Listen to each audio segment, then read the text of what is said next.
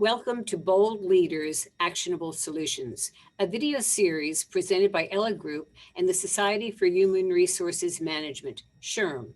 I'm Janice Ellig, CEO of Ellig Group. We are a global executive and board search leadership and advisory firm with a 40-plus year track record of supporting diversity, equity, and inclusion. Johnny Taylor, CEO of SHRM, a global professional association of human resources professionals, with over 300,000 members representing nearly 120 million employees, joins me today in thanking all of you for taking the time to consider how senior executives and board directors can accelerate gender and racial diversity in America's boardrooms. Today's program is one of 6 that we plan to release in the coming weeks based on a white paper of the same name published in the winter of 2020. Earlier this year, Johnny and I were honored to host an impressive group of experienced CEOs and corporate board members to talk about boardroom diversity and share candid insights around challenges and potential solutions to enhance the composition of boards. Our video series will bring to life the white paper, where CEOs and directors will share their insights with all of you. And that is what we are going to do today. To receive the paper, Bold Leaders, Actionable Solutions, simply go to our website, elliggroup.com, or email inquiries@elliggroup.com, and we will send you a copy.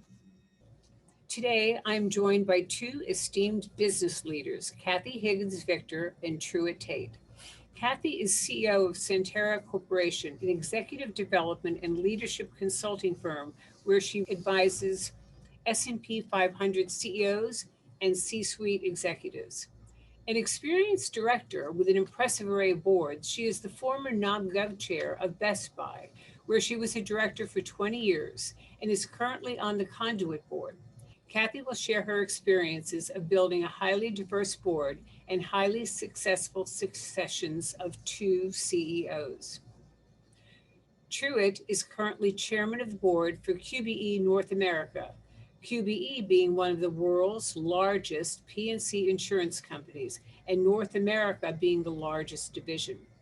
Currently building a portfolio of public and pre-IPO private company boards, Truett was the former CEO of ANZ USA, the group executive and board member of Lloyd's Banking Group, and prior corporate banking executive at Citigroup. Truett has a deep global perspective, having lived in multiple countries. Truett is also a dedicated, hands-on philanthropist whose contributions are far too numerous to recount here. I've had the pleasure of working with Truett and Kathy for some time, and I can tell you from experience that both are deeply committed to diversity, equity, and inclusion at all levels of the company, including the board of directors. We are also joined by Nicole Sanford, Ellig Group's board advisory and search practice leader, who joined us a year ago after an impressive 27-year career as a partner at Deloitte, running a business and working with over 80 boards on good corporate governance. Nicole will share her insights and best practices from her consultancy work and now in search. Thank you to our panelists for joining us today for a very robust discussion on board diversity. Kathy, I'm going to start with you. Given your career working with boards and as a consultant, you've seen many efforts to enhance board diversity, some more successful than others. Are things different today than they were, say, even 5 years ago? Has the discussions changed?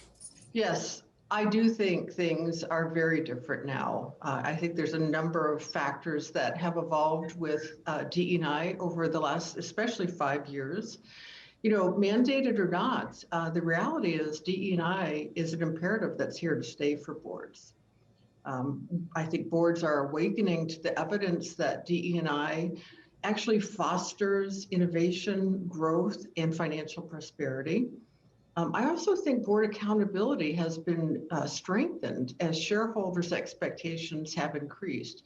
The institutional shareholders are demanding more from boards because their clients are demanding more for them, especially in the areas of ESG, which certainly includes DE&I I also think today, the current pandemic and the social unrest in our country has really illuminated the importance of the people equation in getting business results. So, bottom line, more and more, I believe that DE&I is being viewed as a business imperative. Truett, does that track to your experiences? And what are the differences in terms of the conversations today versus years ago? I'd like to thank you for the opportunity. And as you mentioned that in your opening, this interview springs from that wonderful session that we had back in October. And I can't recommend enough the white paper that can be found on your site and the site for the Society for HR Management. But that evening was filled with so many bright ideas, and more importantly, with leaders that seemed to me truly committed to the change. And it's a double pleasure that it led to this opportunity to work with, at least virtually, someone that I respect so much as Kathy. So with that, and in answer to your question, yes, things have changed pretty dramatically in the 5 years, but sadly, that hasn't translated into much progress, certainly not as much progress as it should have. Maybe if I could be a little more generous, some of the changes I think had to take place in order for true and dramatic change to kind of be made. So the key is that the time for patience and changing attitudes, in my opinion, is over. The pipelines are full, if not brimming. Society, a little like Kathy referenced, society has found its voice and is demanding change.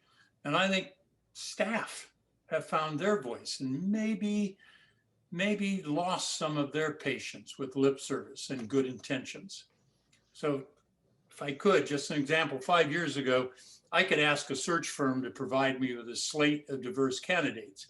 And in return, I'd get a long list of duplicates of my then board, right? Largely experienced white males, along with a long list of excuses that typically could be translated into there weren't any qualified candidates out there. Well, today there are more and more corporate leaders who won't accept that. They'll be more specific in their candidate profiles, and they won't accept a list that falls short. But more than that, I think that they're publicly expressing their intentions, better yet, their goals. They're evaluating board performance, specifically director performance. And all of that's in an effort to keep the boards fresh, supply the board with appropriate skill sets and knowledge to truly assist the company as its own goals evolve. I think some of the other changes include accepting profiles for candidates that aren't necessarily title rich or deep in existing board experience. And the truly enlightened ones are doing something to improve everyone's lot and not just their own. By that, I mean, increasingly CEOs are permitting their highest performing executives to take on outside board positions in addition to their day jobs. So they aren't just being foolish with the shareholders' money, they're expanding the pool, but at the same time investing in their own executives' leadership experience.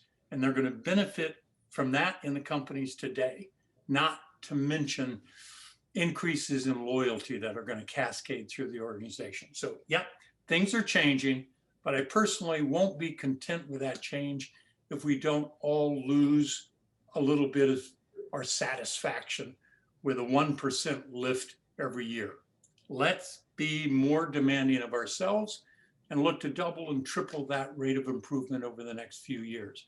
Then we might have something to celebrate. Well, Truett, it's interesting you say that because as the chair of QBE North America, you recently led a search. You were looking for one board candidate, and you'll tell us how that turned out. So when we had the discussion of bold leaders, actionable solutions, you talked about being bold and saying, you see a great candidate, you got to seize the opportunity. So how did you seize the opportunity when you did that recent QBE search? I alluded to what I might have done with a search firm 5 years ago, but I wasn't being hypothetical. I truly asked a major firm that most everybody would know for diversity, and I got zero, no change. Same old, as the expression goes. That couldn't be further from what I got this fall. I was seeking to replace an outgoing, very good, very competent male NED, and I definitely wanted to find a highly capable candidate replacement that would bring diversity. All right. At the same time, though, in the back of my mind, I knew that the board was probably a bit undersized, definitely in need of some skills that we, as a board, had all acknowledged were in short supply. So I thought if I was lucky, I might even spot a potential board candidate for down the road. Well, I was so delighted by the list that I got back everything and everything accelerated. The list was 10 deep, and every single one literally took my breath away. They were bright, they were accomplished, energetic, hungry for the role, hungry to contribute. And what started as a replacement search ended up being the addition of 2 new NEDs. I added an additional NED to the board.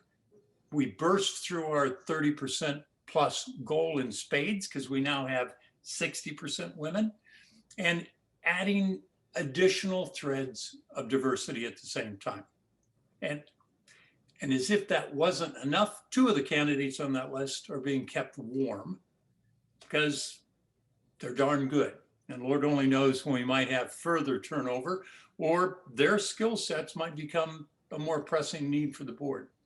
So I left this to the end to say, because the story is one that I principally want to focus on the importance of each of us as leaders to make the change happen. But it also matters who you work with. And in this case, it was Janice and her group. And I don't want to embarrass Janice or Nicole or any others in the group, but I have to say that I was blown away by the performance. And in more ways than we probably have time to share. But I just want to close in saying, make sure that your partner in this understands what you're trying to accomplish, and that it's both aligned and that partner shares your passion. The beauty of it being done right is that we didn't just add 2 wonderful and talented NEDs, but we were introduced to 8 more who have a better idea about QBE and our passion for change. Invaluable. Thank you, Truett. That was really nice. And Nicole's 20 years at Deloitte certainly helped because she knew how to work with boards. But I want to turn to Nicole on this search because you led it. What made this opportunity so attractive to the candidates that you brought forth? Diverse women, diverse candidates. And why was it so compelling to them? And was it important to close this quickly as well because these were diverse candidates? I think it's important to point out that Truett did a few things at the beginning of the search that set the tone and really made a difference in terms of how it went. And importantly, he really set very clear direction, and his expectations were very clear. I can't remember the exact words that he used, but it was very clear to me what he was looking for. And it was also very clear to me that he wasn't going to accept anything less than that. And I think that was really important. And I feel like boards need to be very much more comfortable being that direct and holding people accountable. And I think the other thing that really helped a lot is Truett and the folks that he worked with on the board and from the company really took the time to understand the profile of the people that we introduced. So when they met with Truett and with the other members of the board and with the executives from the company, they felt like those folks understood what they brought to the table, and they understood their skills and their competencies. And they weren't just looking for a woman, and they weren't just looking for a person of color. They were looking for a specific set of skills that these people had. And it made them feel very comfortable that they were going to be invited to contribute at a very high level. And to your point, Janice, I think, what we're seeing now is it's a very competitive market for diverse talent. And people walk away from opportunities if they don't feel like they're being recruited for the right reasons. And there was no question, even the people, as we mentioned before, the people that didn't join the board walked away with a very positive feeling about the company, which is really important. Not only because they might be candidates later, but because they're out in the world. These people will be on boards for sure. And you want them to feel good about the experience, want them to feel good about the company. So, I mean, in a nutshell, I think it's just, important to take the actual time to really understand on the front end what you're looking for, so that your search firm can come back with profiles that match what you're looking for. And then when you talk to people who have those skills, they understand why they're being considered. And I think that helped us to close with two fantastic board members, with relative ease, actually. So I'm going to turn to the white paper, which I do hope everybody will read. And Kathy, you're quoted in that bold leaders actionable solutions about board refreshment. And you talk about taking a deep dive on individual assessments to really make sure you got the right people around the table. And of course, sometimes it causes you to change board members, and therefore you're refreshing and you put more diversity. You talk about three cornerstones as part of this deep dive process. Could you describe that to us? And what was the culture like? Any obstacles you encountered in going through this process? It's not just one thing, it's multiple things. And so we began with, assessing the composition of the current skills on the board and identifying what skills were still relevant, what skills perhaps were absent that we needed for the future strategic direction of the company, and really put together an assessment of the skills, so that when we would go to the market to look for candidates, we were very clear about what we were looking for and how they might or might not meet those. I think the other thing that was important that we looked at is we really looked at the 5-year succession for the leadership roles on the board. We looked at it with respect to committee chair composition, board chair, all of the long-term leadership roles on the board. And then we looked at the contributions of each individual director on the board. And we took a very comprehensive, holistic approach to including all the things that we felt were very important for achieving board refreshment and long-term succession planning for the leadership roles on the board. And did that change the dynamics of the board? I mean, in terms of this process that they looked at themselves annually, to really do a deep dive and to reflect on themselves as board members? Yes, it really changed the culture of the board and the board dynamics. I think oftentimes, boards feel that they're a group of peers. And we started having discussions about the leadership roles on the board, the committee roles, and the importance of that, and how they had different responsibilities. For example, the chair of the NomGov committee had responsibility not only for board refreshment, but ensuring that we met our DE&I objectives. And so it was very clear who had that accountability. And I will tell you, I was absolutely held accountable to that. And so it requires making sure you've got the right search partners. It requires making sure you're very clear about what you're looking for, and you're very clear about long-term where the board's going. And yes, that means I know when I'm leaving the board. I'm very clear about that. And so it makes it a very comfortable conversation. My retirement from the board was pre-planned, and I knew it. And there are others on the board we know will be leaving. We talk very openly about that. And we talk about, okay, so our audit chair is going to leave because of this governance principle on X date. We need to make sure that we're recruiting, or we have on board already, his successor. And so I think, and the board members knew that we reviewed their performance on an annual basis. And so they came to really understand that being on the board was a privilege and not an entitlement. You know, that really takes away surprises, right? And it's greater transparency, and it's an elegant way of just refreshing a board, and people know they're all Yes. informed. We talk very openly and transparently about it, and there's nothing that we can't say as we, and we would have this conversation, you know, offline with, you know, the CEO and with the chairman. We'd have it offline with the nominating committee, but then we always brought it back to the full board. So it was an entire board discussion about refreshment, succession, and future leaders on the board itself. You know, I believe that probably less than 10% of boards do what you've just described.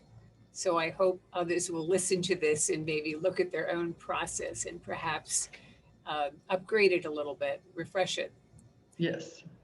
So Nicole, let me ask you, in your experiences, what other levers can boards pull to refresh their boards? So we talked in the paper about a few different mechanisms or levers to use for board refreshment. Candidly, if every board did what Kathy just described, you wouldn't need any of them. But you know, we're not there yet, and hopefully over time we will be there. I think all of us that have been working with boards for a while can say that huge progress has been made, even with the sort of slower boards are light years ahead of where they would have been, you know, a decade ago. So let's give some credit where credit's due there for sure. But, you know, there is more room for improvement. I think mandatory retirement was, you know, one of the things that we heard a lot about, you know, maybe 10, 15 years ago. But interestingly enough, the data shows that the mandatory retirement age is actually creeping up, which tells us that boards aren't finding it to be a particularly useful tool because perhaps, you know, someone hits an arbitrary age, but they're still the best director on the board. Maybe that's not the best way to determine whether someone stays on or not. But it is important to have at least a conversation about that. And I think the same goes for term limits, similar to what we were talking about here earlier. You know, even if you don't have a fixed term, having some expectation, some baseline communication among the board about what is a reasonable term. We saw in some research that we pulled for the paper that tenure is still very, very high. The average tenure of directors who rolled off of S&P 500 boards in 2019 was still well in excess of a decade. And I think 12 years was the average, which means you had a lot of people who were more than that and people that weren't. Now, arbitrarily, would you say that's too high? You know, I'm not a fan of doing that, but I will say there should be more conversation about what is the right number for our board.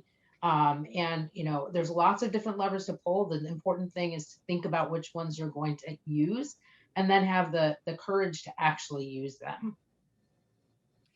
So let's switch a little bit to the pipeline, because oftentimes we hear there are just not enough qualified candidates out there, particularly women and people of color or underrepresented groups. Now, we, in the work that we do, know that the pipeline is there. But from your experiences, Truett, what have you seen? What's the dialogue been around the boardroom table about the pipeline? Is it available? Would you take somebody who's not in the C-suite? Would you take somebody who has not yet been on a board? There seems to be a barrier here in terms of going to people who don't have that experience. What's your view? Well, I've probably babbled on enough today, so let me be a little more brief on this one. I'm a huge fan of seeking candidates who don't necessarily have much or any board experience. As a matter of fact, thinking back to what Nicole was saying and trying to remember my initial comments in terms of what I was quite specific. I wanted a bigger pool, and I knew that that would come from being open and letting everyone know I was very open to this. You know, I look for brains and energy and hunger and, yes, accomplishment. But, you know, what the responsibilities of a board are, that can be taught. And some of these other attributes can't. You know, I'm sure that, you know, I'll catch some slack for saying that some of that can't be taught.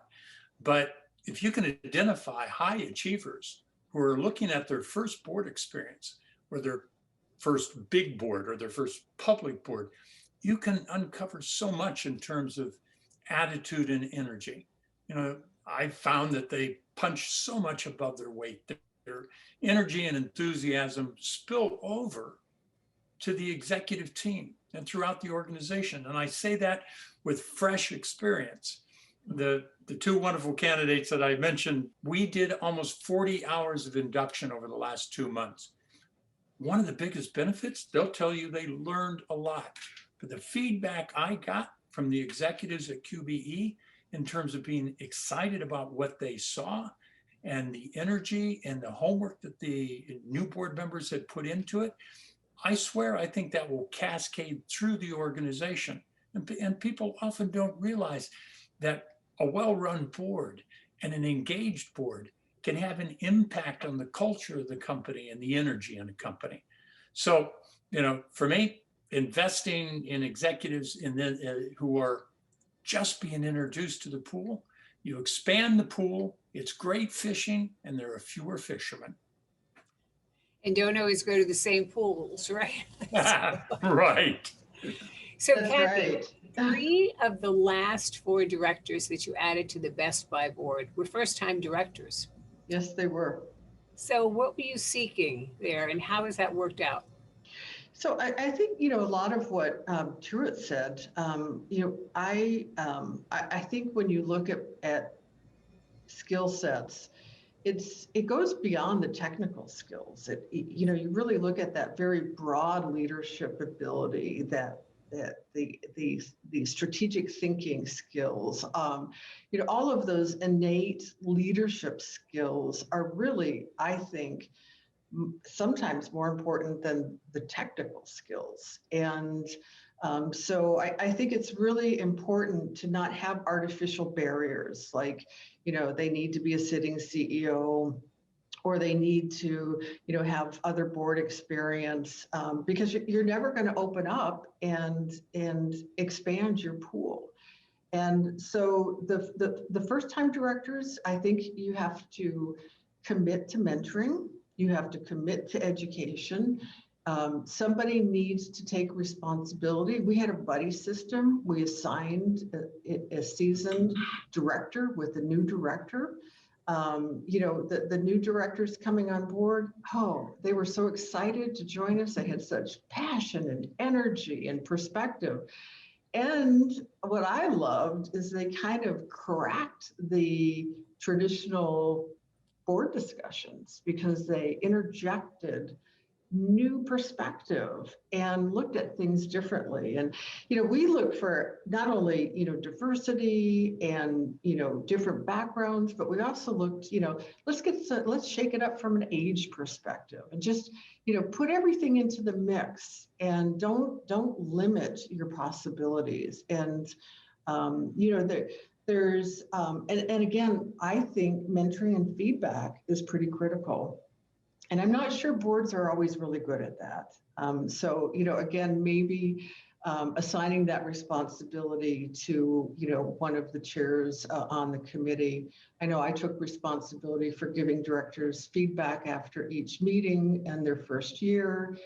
We also looked at, you know, as a director, what do you feel you need to be effective on this board? Are there outside education experiences?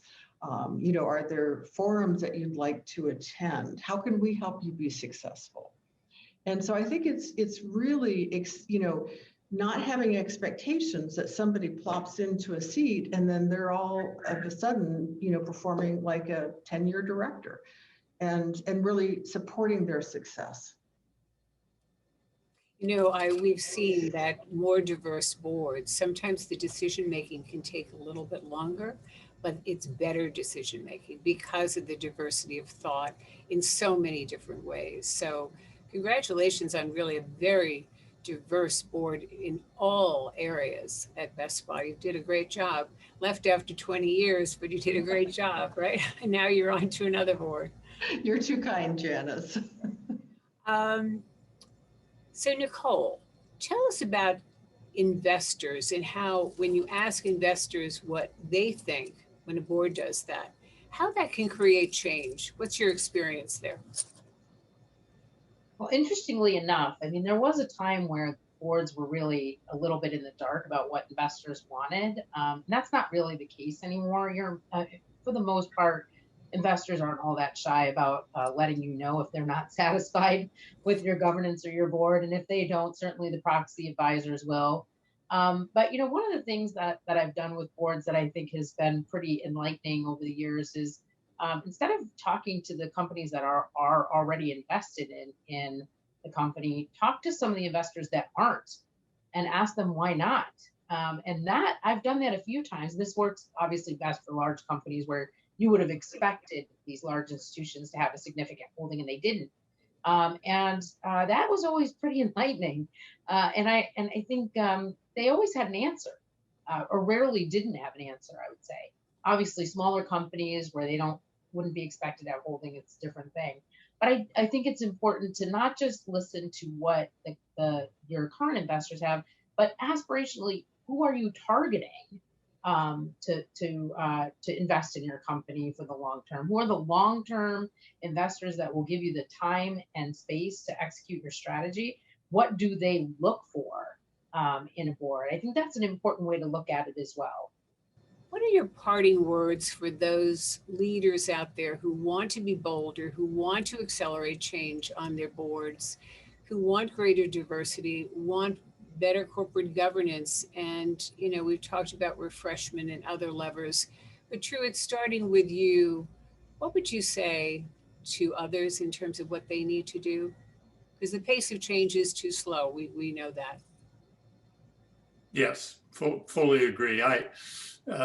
Keeping it simple, I would probably assume that your audience has both leaders as well as people who are aspiring to be. So I'd keep it simple. For those in leadership position, now is the time to act. Let's lose a little bit of our patience and act with more intentionality. It's a term that was used often by this wonderful group back in October. In the old Nike ad terms, just do it. For those aspiring board directors, now is your time. And when you get the opportunity, give it your all. Be prepared. Do your research. Look to gain as much experience and insight as you can, and bring your A game. Thank you. Kathy? I would ask directors that are trying to be bold to really ask themselves, are we doing the type of refreshment that I believe we need to be doing on this board? And if the answer to that is no, which you see oftentimes in all the director surveys, is demand leadership on the board. Identify who can lead the refreshment and the diversity and the succession planning on your board and hold them accountable. Truett, I've said for years, that I think the Nike expression is spot on. Just do it. Why wouldn't you?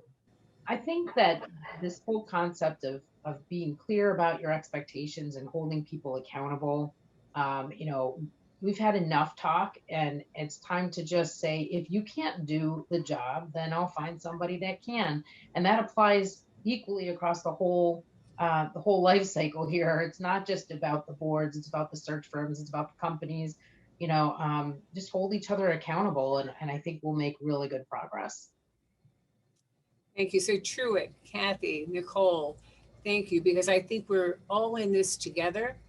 And it does take bold leadership. You do have to be courageous, but change has to happen. And particularly in our society today, our boards really need to strengthen themselves from the top and all the way down. So thank you for your words of advice today and what you're doing to really improve the situation and landscape in the boardroom and in the C-suite. Thank you very much, and thank you to our audience for joining us.